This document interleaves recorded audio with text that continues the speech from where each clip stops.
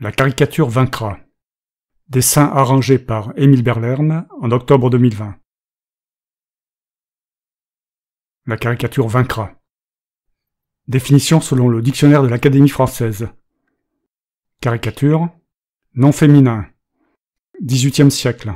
Emprunté de l'italien caricatura, proprement, action de charger, charge. 1. Image satirique dans laquelle on représente d'une manière humoristique, bouffonne, grotesque, des personnages qu'on veut tourner en dérision. 2. Image, représentation déformée, outrée, mensongère de la réalité. Les caricatures pourraient être éventuellement du blasphème si l'objet de ce blasphème n'était pas issu des élucubrations humaines. Qui a décrété que Mahomet était un prophète, c'est-à-dire l'envoyé d'un dieu, comme l'affirment les musulmans? Ou Jésus, le fils d'un dieu, ainsi disent les chrétiens. Ce dieu qui lui-même est une élucubration humaine.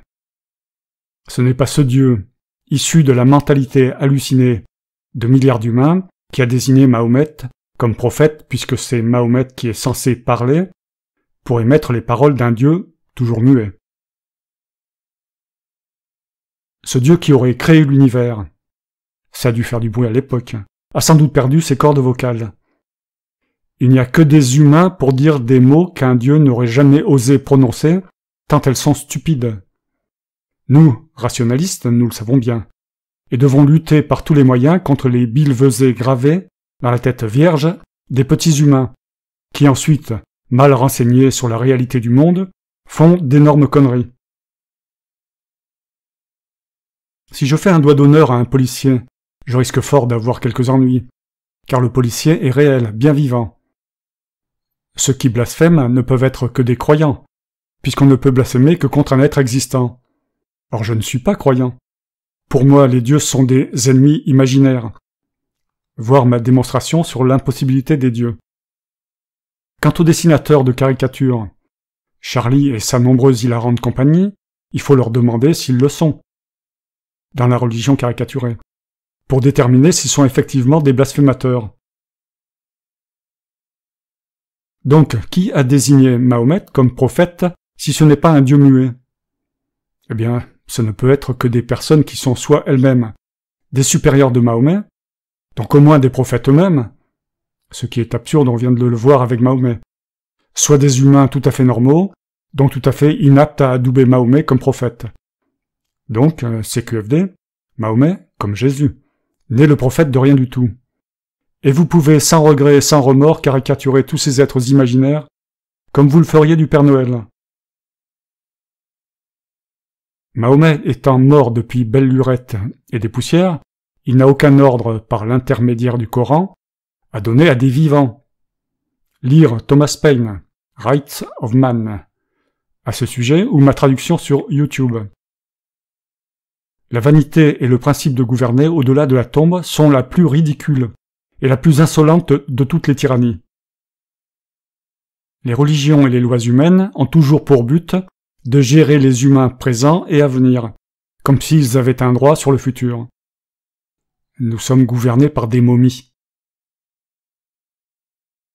Le Père Noël Mahomet ou le Père Noël Jésus, c'est le même qui a voyagé dans le temps, n'a que deux cadeaux à offrir aux êtres humains qui n'ont pas demandé à exister, et sont donc innocents d'exister et de leurs actes.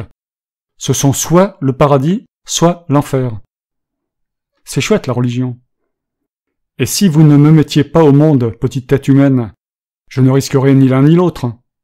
Comment pouvez-vous avoir oublié que nous avons tous été contraints d'exister? Ce qui change la donne, n'est-ce pas? Et que si nous rencontrions un tel idiot qui nous menace après nous avoir fabriqué encore plus stupide que lui, nous aurions le droit de l'envoyer lui-même dans son propre enfer, et pire si possible. C'est d'ailleurs ce que vous pourriez faire à vos esclavagistes de parents, car ce sont bien eux qui vous ont installé dans la galère terrestre et vous menacent de l'enfer sans vous le dire. Sans parler des lois sociales qui vous font chanter dès la naissance. Bel accueil. Article à ajouter aux droits de l'homme, de préférence, ou à la Constitution. Nul ne peut faire prévaloir ses idées, son idéologie ou ses croyances pour déroger aux règles communes basées sur la réalité, dont la définition est rédigée par la science. Les règles communes supplantent toute autre règle individuelle ou de groupe. Je reprends 2 paragraphes d'un article précédent intitulé « Pourquoi ai-je le droit de vanner à outrance la religion ?»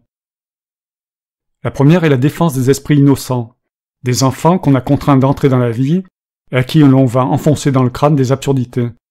La religion, le créationnisme, les dieux, les prophètes sont des absurdités religieuses qui ne doivent pas être inculquées à des enfants dont le cerveau est vierge de signification culturelle et qui n'ont aucun moyen de juger de la pertinence de ce qu'on leur enseigne. La religion doit être un truc d'adulte uniquement, et encore je ne le recommande pas, mais pas du tout. L'enfant ne peut pas choisir d'exister, ne peut pas choisir ses parents, ne peut pas choisir sa culture, et chaque parent peut farcir le cerveau de ses enfants de n'importe quoi comme si c'était un droit. Mais ça n'en est pas un, car tout enfant mis au monde est notre associé, un associé humain dès sa naissance. Il n'est pas normal qu'on puisse lui gaver le cerveau de conneries, l'endoctriner. La deuxième raison suit la première.